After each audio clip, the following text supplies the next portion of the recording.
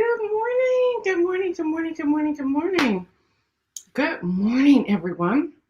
This is Gail with your news in motion. And today is Wednesday, June the 23rd, 2021. Yeah, I just ran up the steps. So come on in the room, people. Come on in the room. Who's with us today? Who's with us today? Who's with us today? Just come on in the room, people. Come on in the room. Hi, Yvonne. Hi, Rosanna. Hi, Hester. Good morning. Good morning to all of you. Good morning, Regina. Good morning. Good morning. Good morning. Good morning. Good morning. Y'all up in here. All right, y'all. Let's go. Good morning, Kenny Stanley. Good morning, Diane Ladybug. Good morning, Judy. Good morning, Cherie. Good morning to all of you.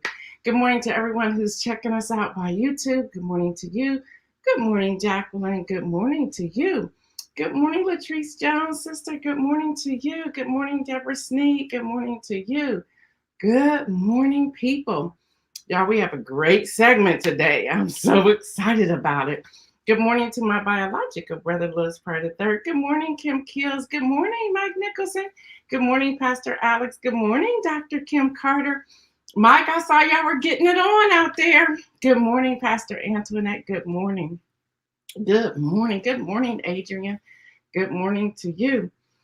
Y'all, we got a lot. Well, we have an amazing guest who's going to be joining us today. Good morning, Deborah Johnson. Good morning. Glad you made it home safely. Good morning, Kenya Noel. Good morning, Angie Shannon. What's up, girl? How's Texas? Good morning, Donna Banks. Good morning. You said you are retiring today. Good morning, Donita. Good morning to everyone. First of all, thank you all who hung out with us yesterday and sent your words of encouragement. Look, y'all, when you still get checks in the mail. So thank you to those who did that. Thank you for the cards. Thank you for those who signed up to be a Patreon member. Thanks to those who sent a Cash App. Thank you. Please know this is going to move for the work that we're going to unveil today, which is going to be exciting. That's why I'm so excited about today. Good morning, Stephanie. Good morning. Mike, what'd you say? Shout out to the news for showed up yesterday. Ladybug was out there yesterday, Mike, and she was doing a live, and she said, whoo, I now know why I don't do Mike Nichols. I said, but girl, you having fun. She said, I gotta go put some Epsom salt on my knees. Yeah, there she is. She says, and Diane says the event was awesome, but her knees were screaming. Good morning, Gracie. Good morning, Kim Edmondson. Good morning, good morning, good morning, good morning. Well, y'all, I don't want to prolong things too long. Y'all know this is Wednesday workshop. Y'all, you want to have some paper, some pen, pencil, or your laptop, because you're going to have a whole lot of notes to take, especially if you're ready for this movement. I'll share with you before I go to the introduction. I'll share with you that as I was watching C-SPAN yesterday, I was like, oh, this isn't going to turn out all right. This isn't going to be okay. But we got something to do. It was off the chain, over 10,000 steps and 700 plus calorie burn. Kim Carter, you was out there, Dr. Carter. Go on, girl. Go on, girl. Over 10,000 steps and 700 calories burned. That means you could have gone home and eaten a pizza, right? Or had a mimosa, right? Nah, girl. You burn 700 calories. You want to go home and have some water and call it a night. But anyway, y'all, so much greatness is happening. And when I tell you all that I watched C-SPAN, I watched the vote, and then I went to work. And we'll get to that in a few moments. Kenya said, no pizza, no pizza. So y'all, we got to get this party started. So let's go.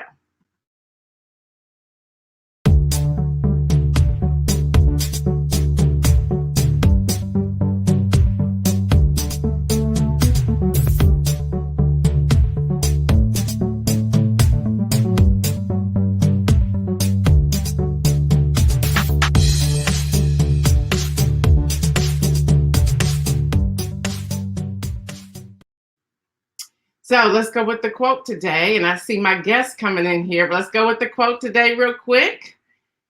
Where you see wrong or inequality or injustice, speak out, because this is your country. This is your democracy. Make it, protect it, pass it on. And those are the words of Thurgood Marshall. A quick rundown of the news. I can't wait. I see my guests in the green room. Y'all, it's going to be on. I'm telling you, paper, pen, pencil, laptop, memo, something, because you're going to want to take some serious notes from today. All right, y'all, quick rundown. Concerts are back. Y'all knew that was happening. Streaming is here to stay. People like hanging at home and watching movies and so forth. Tinder is about to look more like TikTok and Snapchat. Y'all, the car Porsche. Now, I don't know how many of y'all can roll like that, but if you can, you're going with your bad self. Y'all, Porsche has a new infotainment system that will play background music that will adapt to your driving. Hello, somebody. Just think, you driving and you in that mood to drive fast, and then the music start going with the tempo beat of your move and the wheels rolling up your car. Y'all know that's the bomb. And you know that Porsche leather is probably going to suck you in and hold you tight. Y'all, come on, somebody. Y'all know that's the way to go. I said, say what? Get out of here. All right, y'all. House Speaker Nancy Pelosi, she's playing chess. She has signaled that she is poised to create a new committee to investigate January the 6th insurrection on the Capitol. She's like, oh, that's how y'all gonna play in the Senate? Don't worry, I'm about to expose y'all. I like her. Y'all, the hashtag Free Britney is going all around social media. Britney Spears will make a virtual appearance today in the Los Angeles court to testify about her 13-year conservatorship. Y'all, Vanessa Bryant, the wife of the late Kobe Bryant, settles wrongful death suit with helicopter company in death of her husband and daughter. Y'all, Martin Luther King Jr.'s estate has reached an international deal with publisher HarperCollins for the rights to King's legacy archives. All right, y'all. No joke. I'm not going to belabor this too long. Y'all, here, I'm going to give this to you again. Got to check your registration. Y'all, they coming for us, and we got to be ready. So if you are not registered to vote, get registered. Check your status. Hear me. I have on my alerts each month, on the 25th of each month, where it will alert me to check my voter registration. Yes, y'all, I'm not serious about it. And it's been a little funky a couple of times. I'm glad I have it like that. And then I have the link for the Ohio Secretary of State. I just click that link. I go and check my registration, make sure everything is cool, and then I move on about my day. Y'all, that takes all of 2-3 minutes to do that. Know your voting rights and then pledge to vote. Why am I talking about this, y'all? They weren't playing in the Senate yesterday. They weren't playing. Y'all, Biden faces growing pressure from the left over the voting bill. He is facing some serious pressure over this voting bill. Serious. AP is reporting that progressives have argued that Biden could have avoided the fight that took place yesterday. And they're wanting him to set aside that infrastructure and make sure something is happening with these voting rights. And I'm with them. Then they go on to say that he had a meeting with Joe Manchin on Monday. And apparently he did, because Joe Manchin fell in line on yesterday. Joe Manchin was like, for it. Yeah, too late, brother. Been out there talking all this other stuff. And then, y'all, the GOP, as y'all know, they filibustered the Democrats' voting right bill yesterday. If y'all watched it, that's what you call a filibuster. Now, I posted on my wall yesterday asking, did the News in Motion family hear them invoke the cloture rule? Rule 22. Y'all, it was happening on the floor. And it was interesting because Madam Vice President Kamala Harris was in that chair and was able to hit the gavel. So y'all, that happened yesterday. And I don't know if y'all were hearing the information that was going out there. But y'all, lie after lie after lie after lie. Every last GOP person said, well, no, we're not voting for this because we don't want people to cheat. Who's cheating? That's where we should be raising the question. Who's cheating? Who's cheating? But that's what they were saying. Y'all, it went down party lines. And I think I have an image to show y'all in case you missed it. It went down party lines. And I don't have the image. It went down party lines to where it was 50-50. And if you watched them calling out names, and he would like say, Cruz, no. Klobuchar, yes. And it was down party lines. So you had 50 and 50. But you needed 60, so they filibustered it. You needed 60 for it to pass. And that was just to have a debate on the floor. They did not even want to debate. You weren't ready. Chuck Schumer told you to come ready to debate. But then you had your Mitch McConnell minority leader saying, we ain't debating and we ain't voting for it. So y'all, that lie is going on. So I'm so glad I have the guest I have that's going to help us out today. And hear me, when this is done, I also put a post out there, who's with me? And this is something that News in Motion is going to take up. And I'm telling y'all, after all of this went down yesterday, I spent 2 hours putting together an entire manual. Yep, and I'm going to need all of you as ambassadors or whoever wants to come and join this movement with me. I think I saw about 17 or 18 of you on the list who are ready to join this movement with me. We're going to call it Voices in Motion, where we're going to not just talk about it, we're going to be about it. So Voices in Motion. So I don't know who coined that, but I'm still in it today. Not coined Voices in Motion myself. And again, Dr. Kim Carter came up with that one. But be about it. I don't know who coined that, but I'm going to give you credit because I didn't coin that. So we're not just going to talk about it. We're going to be about it. Y'all, we have work to do. So before I pull in my guests, and my guest, by the way, is Dr. Derrick Holmes, who is doctor. You are doctor, aren't you? He's like, Well, I'm putting you in doctor. I can see him. Y'all can't see him yet. But Pastor Derrick Holmes, he is a faith organizer. He is an expert. He will travel to you all around this country to do whatever he needs to do to get you to understand this. He knows this like the back of his hand. He knows this. So he's going to come on in a moment. But as he's coming on, we had on there yesterday, Senator Tom Tillis, of Republican of North Carolina. He kept saying everybody needs an ID to travel internationally because they were talking about voting rights, and he kept talking about this ID. But everything he wanted people to use the ID for, it's like, dude, we're talking about Black and brown people and marginalized white people and Appalachian people and immigrants who are now citizens who cannot access an ID. And you talking about traveling, and how can we afford to travel internationally? So they kept hitting these things of why you need an ID. Well, you need an ID to check into a hotel. No, dippy do, really? You need an ID to drive a car. You need an ID to buy a house. We're not buying houses. We renting in the projects. What you talking about, dude? You need an ID to travel internationally. He goes, when I get in my airplane, I got to show an ID in your airplane to show an ID. You way out. They cannot relate to us where we are right here. So we need to raise our voices to protect the people who may not have a voice or not understand how to utilize their voice. Yes, y'all, I'm on fire today. The anniversary was yesterday. We get to work today. But this is what's happening. So without further ado, let me bring in Pastor Derrick Holmes. What's up? Hey, what's going on? Hey, good morning. Good morning. I got my Souls to the Pole shirt on. I am so not mad. You are doing that this morning. Oh my gosh. Look, you know I'm ready to fight. Listen. I'm ready to fight. So first of all, welcome. You are a faith organizer. You are a pastor. Y'all, I worked with Derrick for a little while.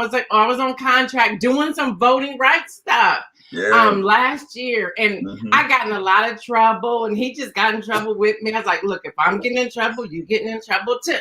We're going to raise our voices. And then he would turn around. Something about to go down. You with me? I'm like, yeah, I'm with you. And we would just go and just cut up. Yeah. People were looking at us like, here comes them too again. But whatever. We made things happen. So I'm going to turn this all over to you, and I'm going to start out with the question, what can we do? We see what happened yesterday. Yeah. We saw all the GOP senators stay in party line. We saw all the Democratic senators stand in line. Stay together, stick together, stay together in line. What can we do as constituents, as citizens, as voters? And for those people who are in our families that may not be registered to vote, or within our churches or our workplaces or nonprofits or whatever, what can we do? Teach us. I'm going off screen. You got the whole thing. So teach us, brother. I appreciate that. I love you so much. And before we get started, thank you so much for allowing me to come on and share my thoughts, kind of reflections on the moment. Congratulations on 1 year. What an awesome medium. News in Motion is way lit. I just appreciate your work and your witness and the platform. What a great question. What do? We have a responsibility in this moment to not be partisan, but to be prophetic. Our responsibility in this moment is to consider not only how we got here, but that we don't have the luxury of being inactive. Let me give you a bit of context, maybe to help that make some sense. Think about where we were 6 months ago.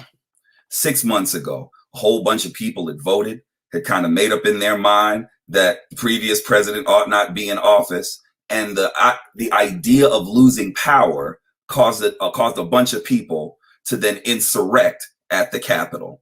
And the reason why I think we should frame this that way, by holding on to that moment, is because if we think that that was just something that happened, this isolated event, and that was the lone activity from that end of the aisle to get their power back, then we are mistaken. The truth of the matter is that was just one step in trying to reclaim the power that was lost in that moment. And I think we do good to just be responsible and consider it that way. We are in a moment where this is a power struggle, where the idea of voting rights, of the vote that has long been the issue in our community, is now being troubled up again. Truth of the matter is that there's even hiding in the language. So for those of us who are on the other side of it, those who are committed to social justice and justice work, to liberation ultimately, we know that these laws that are in place, the over 250 plus law bills that are sitting trying to become law, right? That's nothing more than voter suppression. On the other end of it, they use words like election security. Parenthetically, it's amazing how when you address the people that are affected by this, when you talk about that black folk and brown folk and poor white folk are affected, and you address America in that way, you address the racist element of those bills, all of a sudden the object is then to defend America. It's almost as if that America is so racist that when you talk about racism, you end up talking about America. I don't want to get in trouble on News in Motion because Gail is here for all the smoke, but I just want to frame our thinking in a certain type of way that we don't have. By the way, you can't get in trouble on News in Motion. You are right on our street. Keep it going. I love you for that so much. Right? So we have to frame this in a certain type of way. We have to understand that the bills that are in place, not just in the state where I live in Ohio, but all across the country, that we're dealing with the reality of these bills, right? And if we just do a bit of digging, I'm not talking about impassioned response that doesn't lead to activity, right? I'm not talking about what many of our brothers and sisters and others tend to do, where we get couch conscious. Right. So we care about it, but we stay at home. Right. We care about it, but we become inactive. We allow the apparatus around us to make us feel like we're powerless, when the truth is we actually have the most power. I promise, when I give me a second, I'm going to talk about that. But we have to consider what's at the core of these bills. Right. That restrictions on mail-in voting, which is funny because there are some people who are logged on who remember when mail-in voting was the cool thing to do. So it's amazing how when the power shifts, when the pendulum swings the other way, how all of a sudden now there has to be this drastic upheaval of the process, right?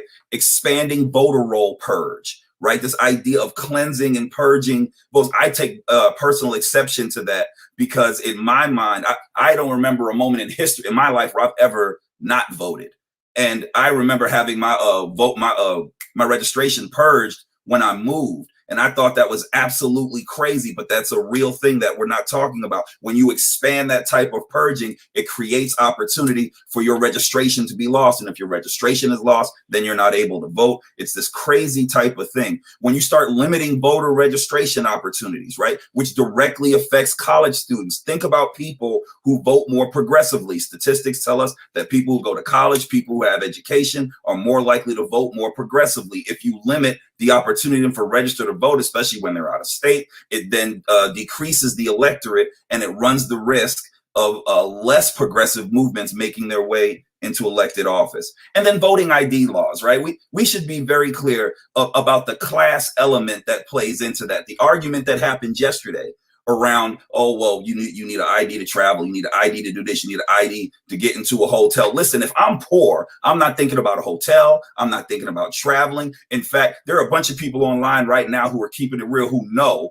that the hardest thing in the world sometimes is to get ID. Why? Because you need ID to get ID. And the notion, right, of needing this elevated sense of ID in order to vote, again, decreases the electorate. We have to be able to be honest about this. Now, I say all that because not only should we be thinking about the framing of this, that this is the expansion of what happened in Washington, but we should also be thinking about this in a historical context.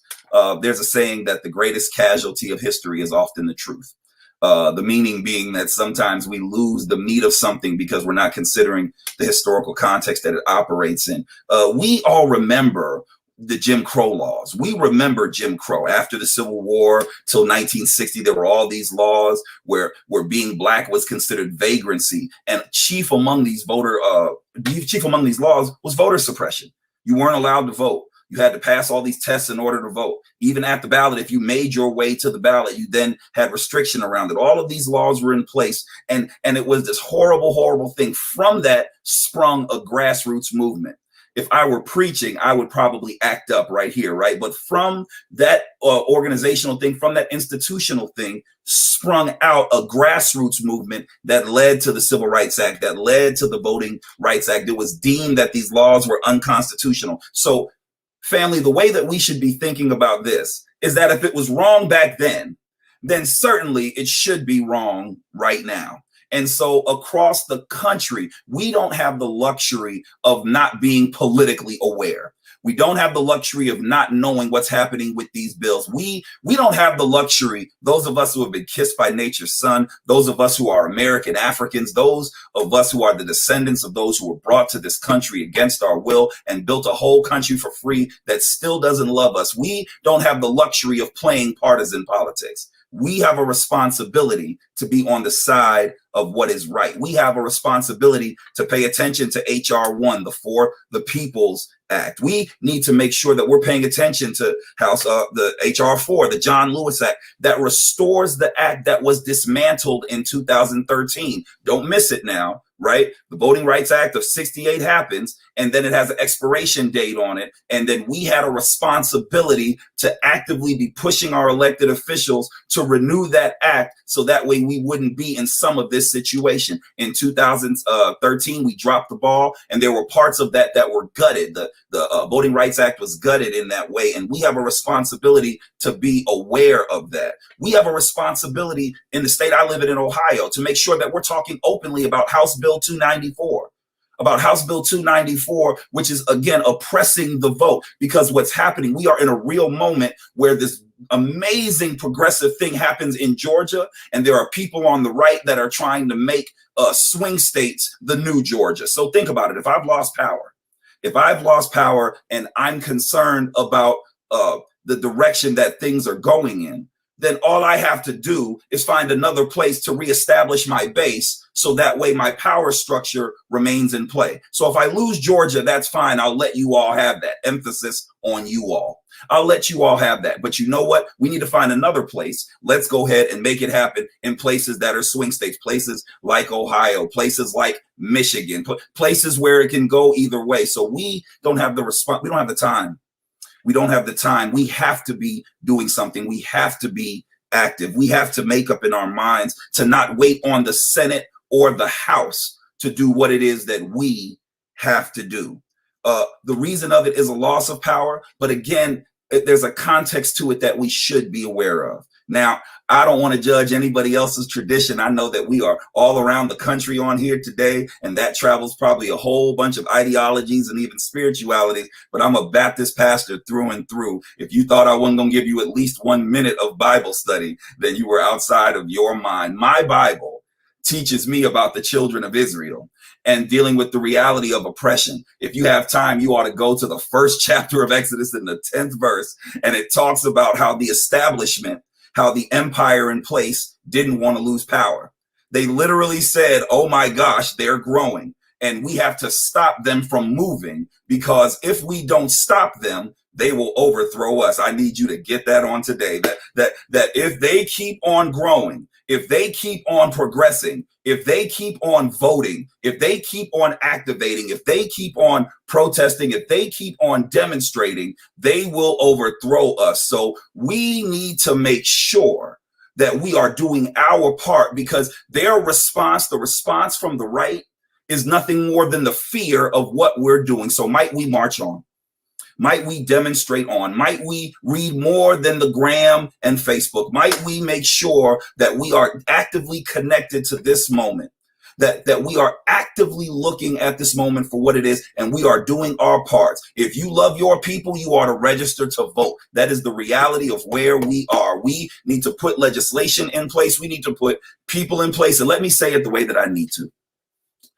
I am of the mind that in any capacity, that if you work for me and you're not working for me, then you will no longer work for me. Did you catch that? That if you work for me and you don't work for me, then you will not work for me. If we have elected officials that will not hear us, if we have elected officials that cannot serve our interest, if we have elected officials that are not connected in moving people to the reality of liberation for Black people and brown people and poor white folk, if we have people that aren't connected, if they don't listen to us now, then we have to make them hear us in November. But that starts with us making sure that we are absolutely connected to the moment, and that we are registering, and that we are paying attention. Think about it like this, and I'll leave it alone. Think about it like this. Remember when we lost Trayvon? Remember when we lost Trayvon, and it introduced the entire country to stand your ground? No one had ever even heard of that. It was this absurd, insidious, heinous, hateful law, and no one heard anything of it. Remember when it happened, and then it tried to make its way into Ohio? And because we were dealing with the trauma of that moment without even knowing any of the details, we were hostile to it. There's no way that stand your ground could be anywhere, particularly in the state that I live in. And we were absolutely on it. And stand your ground didn't make it off the House floor. Fast forward to 2021, where Black blood still cries from the streets. And we still deal with the reality of police brutality. And now that same law, because those who are on the left didn't activate ourselves, is now a law in the state that I live in. That is a signifier of what happens. That's what's at stake if we aren't activating, if we aren't doing the work behind it. Might we march on? Might we demonstrate and agitate and protest? Might we educate and enlighten? Might we encourage others? Might we not give in to hopelessness? Because those same folk that I mentioned in Exodus, even though they're dealing with oppression, God is on their side, and they end up in liberation. I pray that that made some sense. I pray that I gave you something to think about. I know it's early, and I pray I didn't put you to sleep. I'm here for the good trouble. I'm so here for it, and may God bless you. Thank you so much. Listen here. Wow, I don't know if you can see me in the green room, but I'm in here like just having a shouting party, good time. I was like, bring it, brother, bring it. Praise God. Wow, all of that, y'all, all of that. Everything that Pastor Derrick Holmes just shared with us. We need to put those things into action. Yes, Gracie, good trouble. Yeah, let me pull that up here. Good trouble. This is what we need to be doing. Mike is saying, I'm in position now to do some work in this realm. Praise God for that. When is he coming back? They want to know when you coming back. When you have me back. Hey, look, I moved the schedule. Yeah, I love you to life. Look, whenever you have me back. Look, the Dudley family loves some Derrick Holmes. Amen. I love y'all. Demelia says mic drop. You have somebody said their mother attends your church. Kim Kill says her mother attends your church. And her mother is one of my her mother is the first woman deacon in the 165-year history of our church. She's a history maker. That's great. Her mom is amazing. I love her. Hey, Kim. Davia says, wow, got to get to work. Yes. Somebody said Gracie says the Holy Spirit is upon you. All right, here goes John Gore. Pastor, tell the damn story. Quote, y'all, not cussing, I'm reading the quote. So that's a lot. That's a lot. So y'all, I ain't getting ready to give y'all no inspirational story message. Y'all got it. We got to get to work, y'all. We got to get to work. This is what we want you all to do. And Derrick and I, we always have conversations. Y'all, when the insurrection was going on January the 6th, Derrick and I were working together. Derrick called me up and said, "Are you watching this?" And I said, what's going on? He said, "I don't know, but we got to do something." Y'all, Derrick it's like, he doesn't care what you're doing. Let's go, Gail. We're meeting. We got to get to work. We got to go right now. And I'm like, okay, let's do this. It was white privilege on parade. It was crazy, right? It was white privilege on parade. It was. Derrick thought it was, no, I'm not going to say it was Armageddon, but he was like, should we be getting people up out of here? What's happening? Wow. It was amazing. But listen, y'all, we got to get to work. So what I'm asking everyone to do now is, if you are not a registered voter and you view News in Motion, we need you to register to vote today. You can go to whenweallvote.com or .org. You can go to vote.gov. You could go to rockthevote.org. Y'all, there are so many platforms out there. Just go through some of News in Motion's pages. You'll see how you can register to vote. I want everyone to put on their calendars right now, automatic on your smartphone, find the same day of each month that will alert you to check your voting registration. Y'all, that takes 2 to 3 minutes to do each time. Just check it. You see anything funny on it, you get to work on that right then and there. The other thing we need to do, we need to start educating people, y'all. Listen, I decided last night, after watching everything that went down, I said, okay, so let us help you, Chuck Schumer, do your job. We're not going to work against you. We're going to work with you, because obviously there's some holes here. There's some problems here, and we need to help. We need to help. We need to come out and do something about this. So we're going to get to work. Again, this is going to, we're coining this Voices in Motion. Voices in Motion. So we need ambassadors in every city and every state that is a part of News in Motion. Y'all, it's not a lot of work. It's about educating. It's about getting the information out. The fact that people don't even know what a filibuster is or what a cloture rule 22 is, we need to understand these things. We need to be in the schools and the high schools teaching. So we need to get on people's agendas. Cherie, I know I've been doing some work with your organization there in Baltimore. We need to go full speed ahead, full speed ahead. Now, y'all don't want to hear this, but I got to say this. We need the finances to help do this. No, we're not a 501c3, but look at it as you are investing in the vote, the voice of the vote. That's what it is. Because to do manuals, even if we do PDFs, all of those things cost. All of the commercials, they cost. To get the word out, to get a beat and a rhythm, to teach young people, that costs. To keep a beat with older people, that costs. Now, this is going to be our targeted audience. I want y'all to hear this. Yes, we want to help out in the high schools, and we want to help out on college campuses. But here's the hole. And I was watching this on things. Y'all, they came at me on Twitter last night, didn't they, Kenny and Latrice Jones? They came at me with everything they have. Y'all, the Trumpers don't play. They will come at you, and I'm like, you don't know who y'all talking to. And I was just going right back at them like, I ain't scared. Mostly probably trolls anyway, or bots anyway, whatever. But listen, I'm seeing that age group of about 47, and Derrick, correct me if I'm wrong, 47 to about 72, there's a gap there. Yeah. There's a gap there. And there's a lot that are still not registered to vote. So that's going to be our targeted audience, but we're not going to leave no man or woman behind, no child behind. We're going to get it all. We're going to move forward. So I need to know if you're with me. I need to know if you're with me, because we cannot wait until September, October, November. We cannot wait till January, February 2022. At that point, it's going to be too late. You heard the message. You heard the prophetic voice of Dr. I'm calling you Doctor, so I've elevated you. Dr. Derrick Holmes. You've heard that prophetic voice, and we got work to do. All right, y'all. Y'all know what I say. Stay well, and remember, make some moves.